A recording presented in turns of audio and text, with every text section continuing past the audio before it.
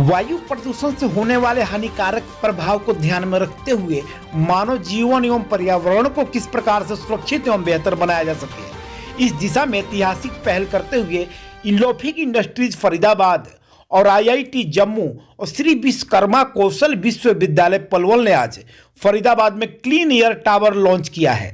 यह tower purified air को clean air में कन्वर्ट करने का कार्य करेगा, जिससे साफ और स्वच्छ एयर मिले और बेहतर पर्यावरण का निर्माण हो सके। आइए देखें हमारी ये खास रिपोर्ट एशियन 24 न्यूज की।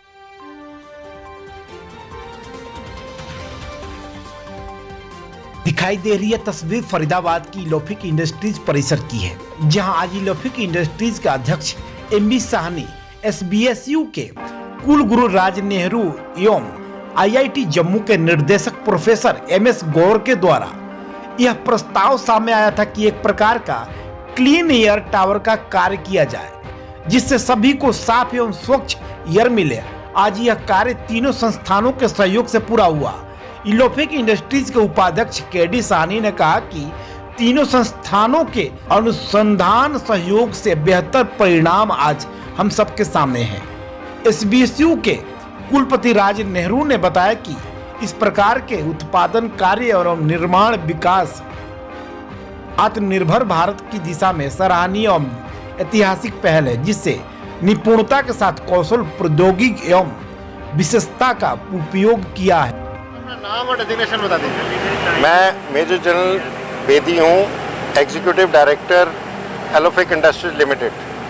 सर, ये आज जो उद्घाटन आपने किया है, क्या चीज़ बनाई है आज आपने और क्या प्रोसेसिंग किस तरह से होती है इसमें? ये क्लीन एयर टावर है, जिसमें के जो पोल्यूटेड एयर हवा में रहती है उसको सक करते हैं और उसको प्योरीफाई करके, जिसमें PM 2.5 तक जो है प्योरिटी इसकी इंश्योर करते हैं, वो करके हवा में जो हम बाकी एनवायरनमेंट में देते हैं।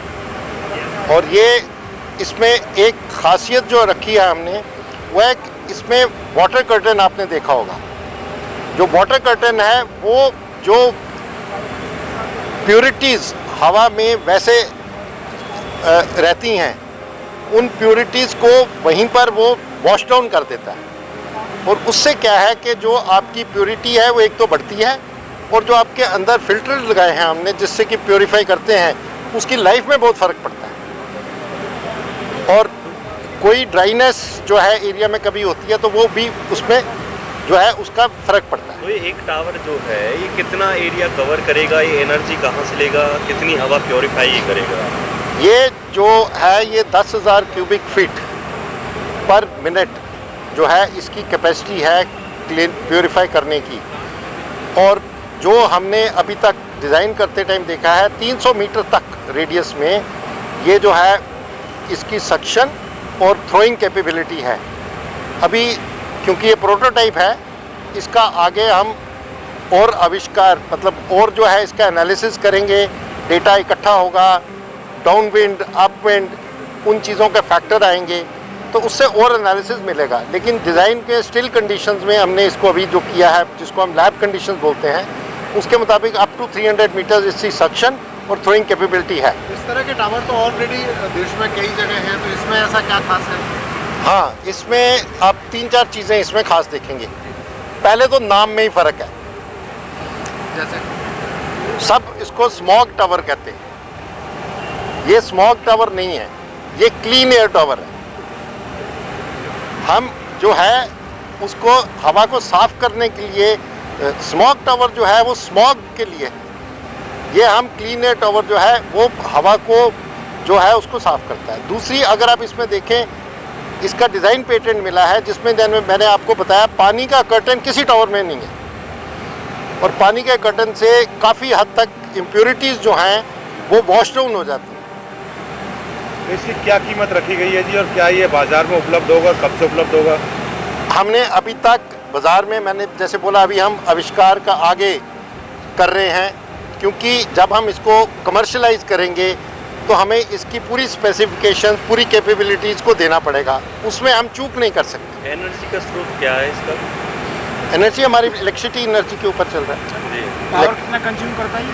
पावर इसमें जो ब्लोअर और उसका पावर है तकरीबन 3 किलोवाट का इसमें टोटल कंजम्पशन है। ये जो आपने आविष्कार किया है, कितने सालों में आप लोग इसमें कामयाब हो पाए? कितने आदमियों की टीम की मेहनत ये इसमें शामिल एक 3 ऑर्गेनाइजेशंस ने काम किया है।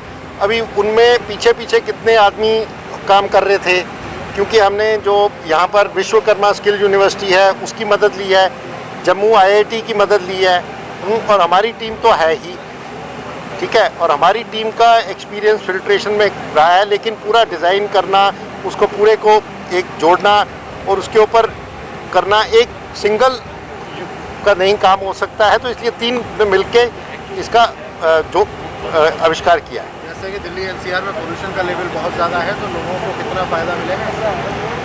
मैं तो यही कह रहा हूँ कि अगर आप देख रहे हैं कि 300 मीटर तक ये कर रहा है, तो हमने तो सोचा है कि कल आप एयरपोर्ट्स पे जाते हैं, पब्लिक प्लेसेस पे जाते हैं, बैंकेट्स में जाते हैं, रिलीजियस प्लेसेस पे जाते हैं, पार्क्स में देखते हैं, तो उन सब जगह पे ये क्लीन एयर टायर लग सकते हैं। जहाँ पर भी लोगों का इकट्ठा होने का स्कोप है, वहाँ पर थोड़ा सा क्लीन एयर टायर का होना जो है वो इकोनॉमिकल हो जाता है। फिर भी इसकी अनुमानित लागत जब ये मार्केट में उपलब्ध होगा तो कितने की सब नहीं बता सकते अभी, मतलब हमारे लिए कहना इस चीज़ को बहुत मुश्किल होगा कि हम इसकी कितनी करेंगे, क्योंकि इसमें कुछ मॉडिफिकेशन अभी होंगी। अच्छा, हम इसके ऊपर देख रहे हैं कि कुछ इंडिकेटर्स चल रहे हैं। इंडिकेटर्स क्या दिखा रहे हैं? ये सभी इंडिकेटर्स जो है आपको वेदर, टेम्परेचर, पोल्यूशन लेवल्स जो अभी हैं, अगर आप इस पे देखें तो आपको PM 2.5 कितना है इस टाइम, वो वहाँ पर दिखाया जा रहा है। टेम्परेचर इस टाइम जो है 70 डिग्री सेंटीग्रेड है, फ़ारेनहाइट है। वो ह्यूमिडिटी 46% ह्यूमिडिटी है, तो वो हमारे सेंसर्स लगे हुए हैं ताकि आपको वेदर का रिपोर्ट जो है वो भी इसी टाइम मिल जाए। सर, एक बार नाम और डेजिग्नेशन बता दीजिए। मेरा नाम राज नेहरू है। मैं श्री विश्वकर्मा स्किल यूनिवर्सिटी का वाइस चांसलर हूँ।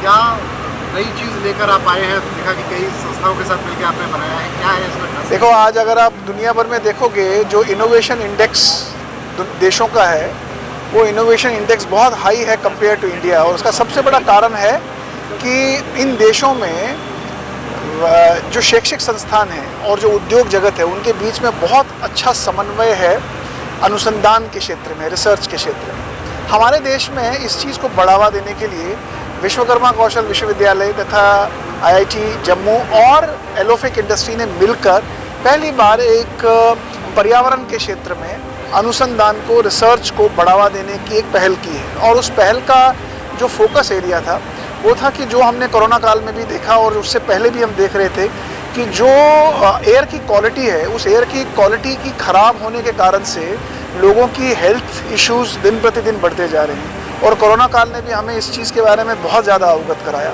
तो दोनों संस्थानों ने मिलकर, हमारे विश्वकर्मा विश्वविद्यालय की जो इंजीनियरिंग विभाग की टीम है, रिसर्च स्कॉलर्स हैं, तथा एलोफिक इंडस्ट्रीज़ की जो रिसर्च टीम है, दोनों ने मिलकर ये तय किया कि हम इस क्षेत्र में कुछ इस प्रकार का रिसर्च करेंगे जिससे समाज कल्याण का भी काम होगा और हमारे जो आत्मनिर्भर भारत की जो एक पृष्ठभूमि है उसके प्रति भी हमारा कोई कंट्रीब्यूशन रहेगा।